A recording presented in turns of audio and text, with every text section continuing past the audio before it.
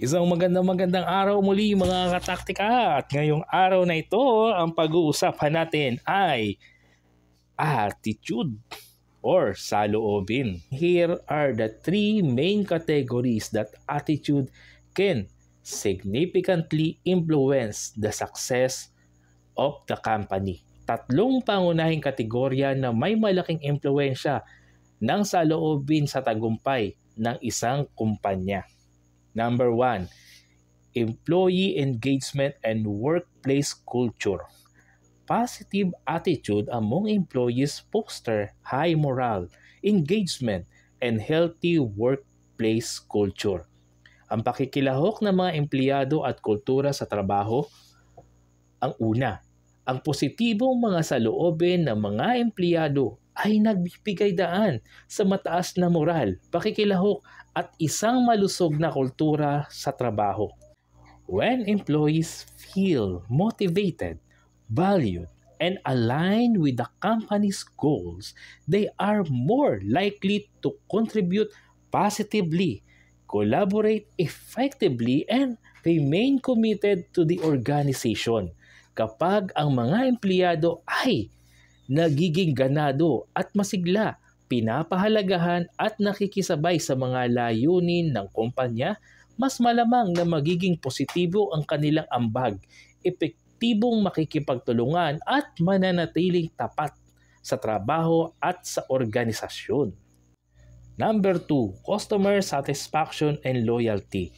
Employee attitude directly impact customer interaction and service quality. Kasiyahan ng mga customer at pagiging tapat.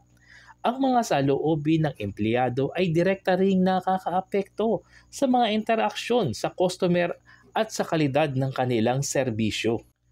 Positive attitude lead to excellent customer service, effective problem solving, and strong customer relationship. Ang positibong mga saloobin ay nagriresulta sa napakagandang serbisyong pang-customer, epektibong paglutas ng problema at matatag na ugnayan ng customer at ng kumpanya.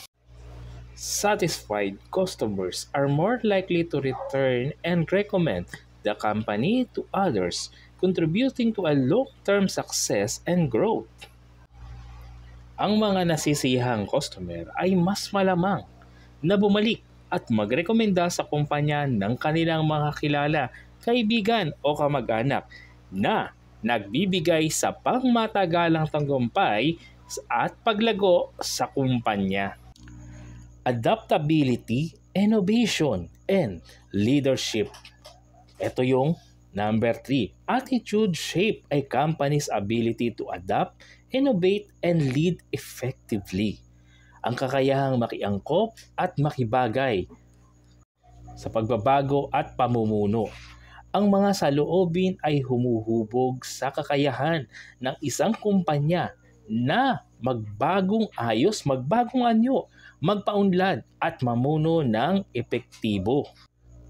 Positive attitude towards change and continuous improvement drive innovation, encourage adaptability to market trends, and inspire confidence in leadership.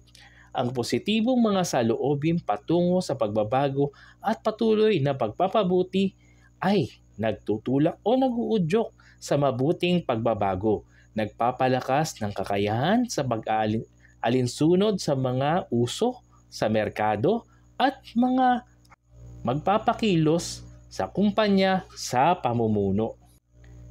Effective leaders set the tone for the organization, fostering a culture of positivity, resilience, and forward thinking. Ang epektibong mga pinuno ay nagtatakda ng tono para sa organisasyon, nagpapatibay ng kultura ng pagiging positibo, pagiging matatag at palaging nag-iisip ng magaganda at mga positibong bagay para sa hinaharap. In essence, fostering positive attitude among employees Prioritizing customer satisfaction and promoting adaptability and innovation are critical component of company success.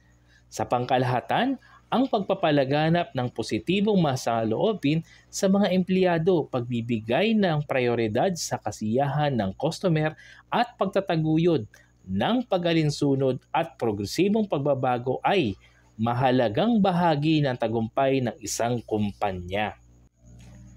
Factors contribute to a positive workplace environment, strong customer relationship, and the ability to thrive in a competitive market. Ang mga bagay na ito ay naglulunsad ng isang positibong kapaligiran sa trabaho, malakas na ugnayan sa customer at kakayahan na umunlad sa isang kompetitibong merkado. Attitude is a powerful force that can empower success in all aspects of life by influencing thoughts, behaviors, and outcomes. Ang saloobin ay isang makapangyarihang puwersa na makakapagpalakas ng tagumpay sa lahat ng aspeto ng buhay sa pamamagitan ng pagpapalabas ng mga saloobin, asal at magagandang mga resulta.